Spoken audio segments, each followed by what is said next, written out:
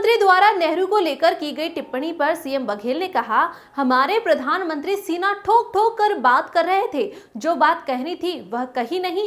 अडानी के बारे में उन्होंने कुछ नहीं बोला। देश जो सुनना चाहता है उसके बारे में वह नहीं बोले। अडानी दूसरे से 23 नंबर पर कैसे पहुंच गए, राहुल जी ने यही पूछा था। शेयर कंपनी पर कोई जांच नहीं हुई। ईडी आईटी की रेड पड़ते ही संपत्ति अडानी को हैंडओवर हुआ। अपने मित्र को फायदा पहुंचाने के लिए ईडी आईटी का उपयोग कर रहे हैं। योगेंद्र सिंह बैस की रिपोर्ट।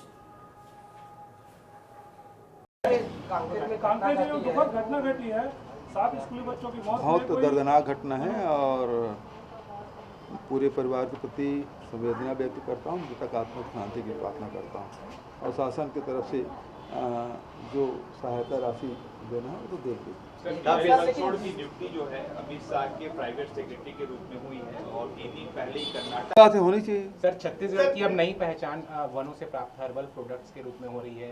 अंतर्राष्ट्रीय बाजारों में भी इसकी मांग बढ़ रही है, दूसरे राज्यों में भी बढ़ रही है, तो ये एक अच्छी पहल लगी जा रही है। इस पर मिलेट्स ईयर घोषित किया हुआ अंतर्राष्ट्रीय मिलेट्स ईयर है और हम तो 2 साल पहले से ये काम कर रहे हैं। लघु उपज में हम 74% खरीदी करके देश में प्रथम स्थान है और उसके साथ साथ मिलेट्स में भी जो कोदो कूट की उसका समर्थन मूल्य राज्य सरकार ने घोषित किया और खरीदी की न केवल व्यवस्था की, उसको वैल्यू एडिशन भी कर रहे हैं।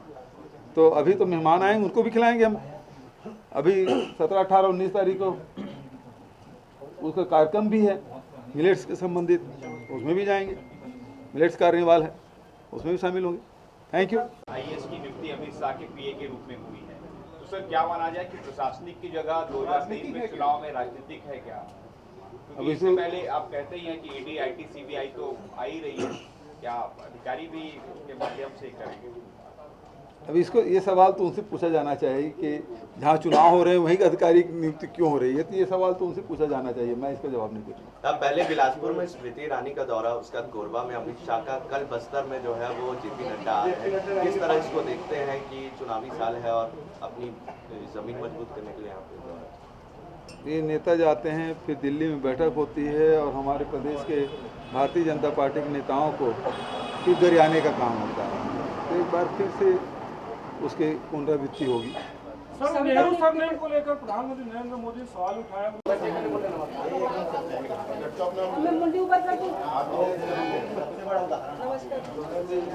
भैया नमस्ते।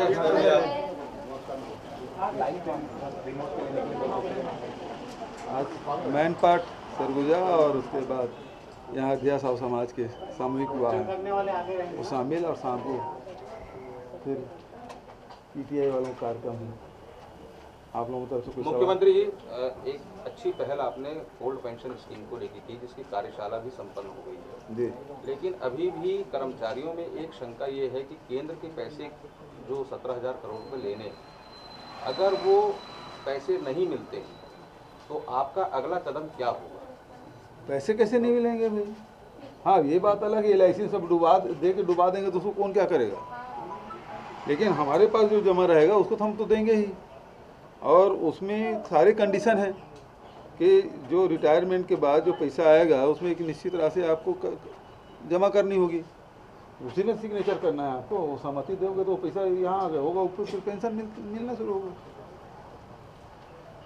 ठीक है सर, नेहरू शब्द का इस्तेमाल करने में शर्म क्यों आती है, इसको कैसे? कल हमारे 70+ प्रधानमंत्री जी सीना ठोक ठोक के बात किए, सीना ठोक ठोक के उन्होंने जो भाषण दी, लेकिन जो बात कहनी थी वो नहीं कहा। पूरा देश सुनना चाहता था अडानी के बारे में, लेकिन उसके बारे में एक शब्द उन्होंने नहीं कहा। LIC के पैसे डूब रहे हैं, SBI के पैसे फंसे हुए हैं, इसके बारे में प्रधानमंत्री जी ने एक शब्द नहीं कहा। बजट तो सब सीना ठोक ठोक के बात किए। अच्छा लग रहा था भाषण, सीना ठोक ठोक के बात कर रहे थे। 70+ होने के बाद भी अभी दमखम बाकी है, लेकिन सवाल इस बात का, देश जो सुनना चाहता है उसके बारे में कुछ नहीं बोल रहा है। पूरा देश सुनना चाहता है कि आखिर अडानी दूसरे नंबर से खिसक के 23वें नंबर पे कैसे पहुंच गए, जो 609 नंबर में थे वो दूसरे नंबर में कैसे पहुंचे, ये कहानी सुनना चाहते थे प्रधानमंत्री से। राहुल जी ने तो इतना ही पूछा ना कि कितने बार आप प्लेन में उसको ले गए और उसके बाद कितने बार उनका दौरा हुआ और उस देश से उनसे क्या क्या डील हुई, वहाँ सेल कंपनियों के बारे में बताएं। देश की सुरक्षा का मामला है, यहाँ देश में सेल कंपनी के बारे में कलकत्ता में रोज कार्रवाई होती है, लेकिन यहाँ जो सेल कंपनी है उसके बारे में कोई जांच नहीं। सवाल इस बात का है कि ईडी, आईटी, सीबीआई के जो उपयोग दुरुपयोग जो भी कहें, भले एक जीवीके कंपनी की तरफ से खंडन आ गया, लेकिन वो तिथि तो बताएं, क्या जब डील हुई उसके ठीक पहले उसके यहाँ आईटी और ईडी का रेट नहीं हुआ था, और जो कंपनी खरीदे उसमें आईटी ईडी का रेट नहीं हुआ था। वो सारे दस्तावेज हैं, चीख चीख के कह रहे हैं कि आईटी ईडी के रेट के बाद ही ये सारी संपत्ति हैंडओवर हुआ अडानी को।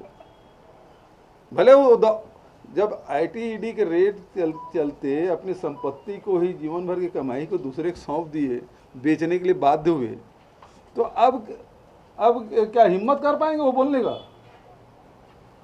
तो राजनीतिक दुरुपयोग कभी तक सुनते आ रहे थे, लेकिन अपने मित्रों को फायदा पहुंचाने के लिए भी आईटी ईडी का दुरुपयोग हो रहा है।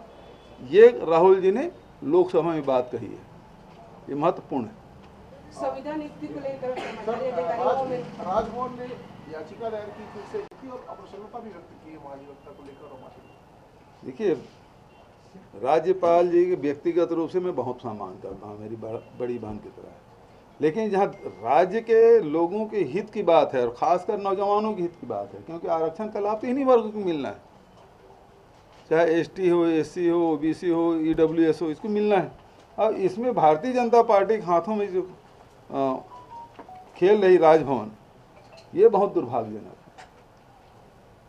और बात यह है कि यदि विधानसभा जो बिल पारित हो, या तो उसे आप लौटा दें या हस्ताक्षर करें या अनंत काल तक रख सकते हैं। इस बात को मैं बार बार मैंने कहा। चौथा काम उसमें नहीं है आपका, 3 ही काम कर सकते हैं उस धारा के तहत, सेक्शन 200 के तहत, आर्टिकल 200 के तहत केवल वही है कि या हस्ताक्षर करेंगे, वापस विधानसभा वापस करेंगे या अनंत काल तक रोक सकते हैं। मतलब जल्दी से जल्दी उसको वापस करना है भाई। अनंत काल मतलब यह है कि उम्मीद यही किया जाता है, उसको ग्रे एरिया क्यों छोड़ा गया है कि राज्यपाल क्योंकि संवैधानिक प्रमुख है, इसलिए उसमें जल्दी निर्णय लेंगे, उसको बाध्यकारी नहीं किया गया, लेकिन वो जो ग्रे एरिया छोड़े उसको दुरुपयोग हो रहा है। ठीक है। नमस्कार, मैं हूं दर्शना कला और आप देख रहे हैं एक्सप्रेस एमपीसीजी। तमाम बड़ी खबरों की पाए सबसे पहले नोटिफिकेशन, उसके लिए हमारे चैनल को सब्सक्राइब करें, लाइक करें, शेयर करें और बेल आइकन दबाना ना भूलें।